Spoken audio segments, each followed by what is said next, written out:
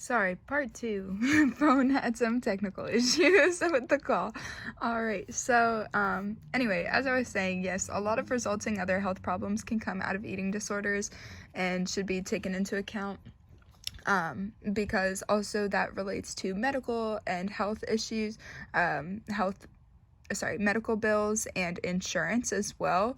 One of the statistics that I read that I should have included on here, but that's all right, was that 18% of adults in the Richmond area did not have health insurance.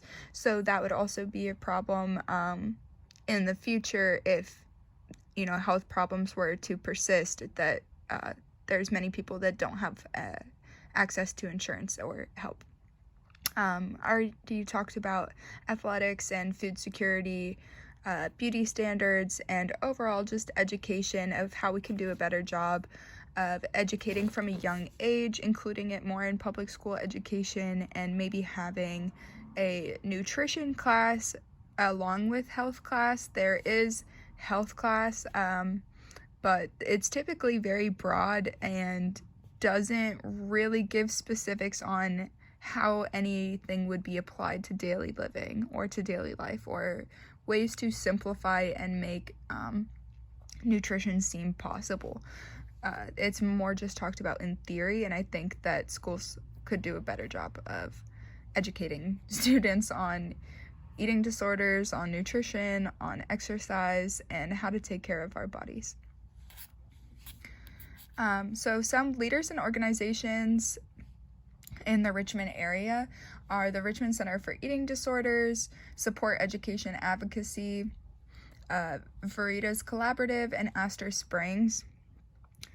These organizations benefit from the issue as many of them provide for-profit services. Their intentions appear to be positive regarding their approach, as many of them offer counseling services, as well as informative groups and a lot of information on their websites about eating disorders and how it can show up in communities and how it affects people and their families.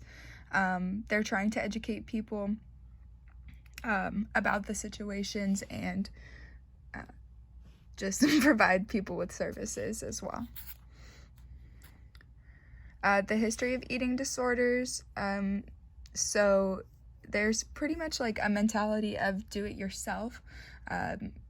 This is kind of relates to the stigma of eating disorders, that it's not really talked about as much, and people are kind of shameful or get ashamed to bring up this kind of topic. Also culturally, things like finish your plate and their big portion sizes in America and just rushed meals, how Americans in general handle food and the way that we look at eating versus other countries of taking your time and really enjoying it or making it a part of life and celebrating it as it should be. I think that this just further enhances the unhealthy relationship that Americans have with food, that is also can be applied to the Richmond area as well. There's also gentrification in RVA. There's a Whole Foods that was placed, just down the street, that has very, very expensive produce. It's good and organic, but it's not applicable to the population that's surrounding and living in these areas. And there's also a lack of culturally appropriate foods at pantries or other food resources that make it hard for people to actually cook with the foods that they're being provided, for those that are food insecure or that need pantry services. There should be better information of what to do with these kinds of foods, and also just providing foods that people will actually cook with and eat. And has it looked this way, or has it changed? The pandemic has actually impacted eating disorders in Richmond a lot. Eating disorders have increased among teens across the Richmond County, and the traditional stereotypes and assumptions of eating disorders are no longer valid.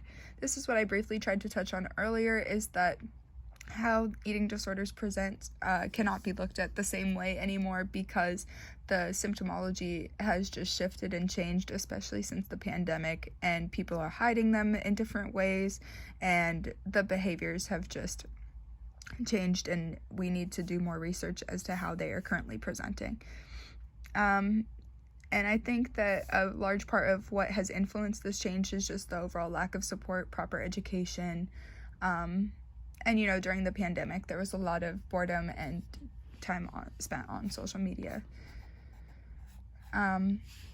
Assets and strengths in the community to help create change. So for VCU students, that could be something like the RAM Pantry or VCU counseling services for the general Richmond public, food pantries, Richmond Center for Eating Disorders, Stay Strong Virginia, Veritas Collaborative, Academy for Eating Disorders, Families Empowered in Supporting Treatments of Eating Disorders, and National Eating Disorders Association. These are honestly just a few of the resources that I found. These ones were mentioned earlier, specifically pertaining to the Richmond area or Virginia area, and these are some national resources as well. And what else should a community social worker understand about eating disorders in Richmond? Just to be culturally sensitive and to realize that it will present differently in everybody, and to never assume that just because one person's eating disorder presented in some kind of way that all people will present in the same way.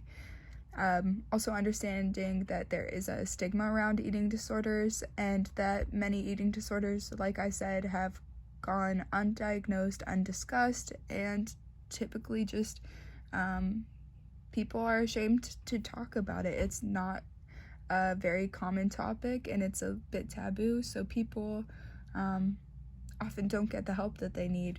So starting to understand that not everybody will come forward about the issues that they faced with it, and different ways to maybe incorporate lessons about nutrition, healthy lifestyles, and body positivity without directly linking it to eating disorders as well, can also be helpful in just kind of shifting the mindset.